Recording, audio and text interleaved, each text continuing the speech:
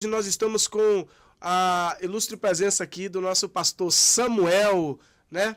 E o assunto de hoje é sobre a política no meio evangélico, né? Então é isso. Pastor, a gente temos presenciado aí onde amizades têm sido rompidas, desfeitas por causa de política. Será que a política é algo beneficente? É algo bom ou algo ruim? Como, como sobreviver em meio a esse caos que estamos vivendo da política? Onde Então, pastor Luciano, Desculpe, aonde as pessoas brigam, matam, morrem por causa de um partido ou de um o político. que acontece? Hoje a gente está vendo aí muitas opiniões, muitas pessoas que eles buscam um objetivo através da política, mas nem sempre os ideais são os mesmos. Querem chegar ao fim de todas as coisas com o objetivo alcançado. Mas, infelizmente, muitos demonstram, que nem eu já falei, o engajamento por um determinado político, o partidarismo. Essa é a palavra correta. Quando o crente entra no partidarismo, se torna um fanatismo. Porque ele não está defendendo a bandeira do Brasil, a nação brasileira, ou o estado a qual ele pertence, ou a cidade que ele reside, nada disso. Ele está defendendo uma bandeira de um partido. O que acontece? Isso é muito perigoso. Porque o apóstolo Paulo ele vai falar lá em Filipenses capítulo 2, versículo 3, não façais nada por partidarismo. O que é essa palavra partidarismo? Ela, do grego, né? Eritheia, na língua grega, tem como a definição das suas propagandas, né? Como eu falei, né? O partidarismo se torna o quê? Militarismo, militância. Então se torna como se fosse uma organização, um vínculo que é onde a pessoa tem que fazer por aquilo ali, porque se não fizer por aquilo está totalmente fora da visão que eles querem. Mas só que isso aí alastrou de tal maneira que você vê que a civilização, o povo, você vê que as pessoas no trabalho, na escola, na igreja, eles ficam ali focados ali, briga por isso. Não é só na alta cúpula. Antigamente a briga era lá em cima.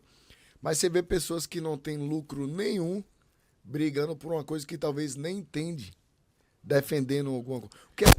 O que é que o senhor acha dessa linha de raciocínio que as pessoas estão tendo nesse momento?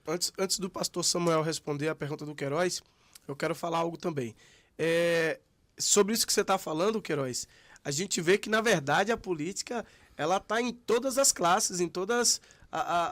desde a escola, você colocou bem, os adolescentes hoje, os jovens, na verdade, eles já tomaram um partido, e principalmente hoje. Antigamente talvez não era tão assim, mas hoje você vê que a política está entrelaçada em todas as áreas sociais.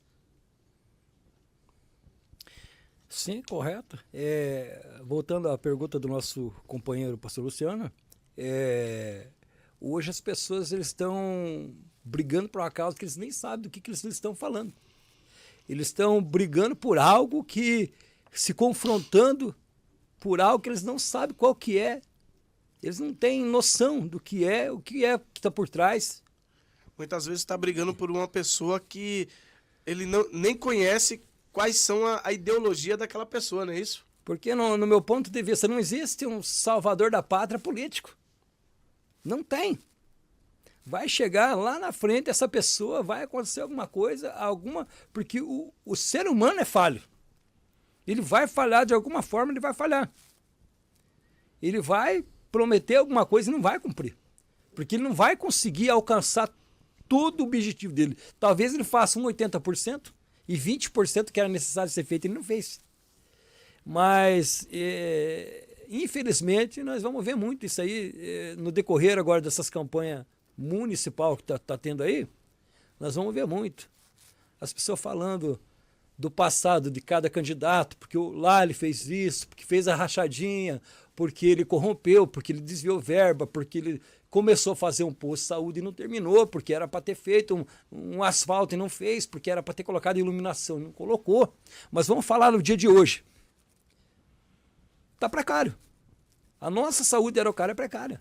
Eu mesmo sou prova disso. Quantas vezes eu estive ali naquele UPA, a unidade, né, de pronto atendimento, que não é assim pronto atendimento. Você chega lá, você vai ficar 8 horas na fila do UPA esperando a sua vez chegar. Você coloca uma fita no seu braço e eles acham que você não está tão doente assim que você pode aguentar 8 horas esperando. Eu acho isso um absurdo. E isso não é só culpa do prefeito de Araucária, não. Isso nem é culpa do governador do estado e nem do governo federal. Isso é do Sistema Único de Saúde, que é lerdo, que é ineficiente, que se eles não mudar isso, vai continuar essas pessoas morrendo dentro da UPA, dentro do hospital, dentro das unidades de saúde.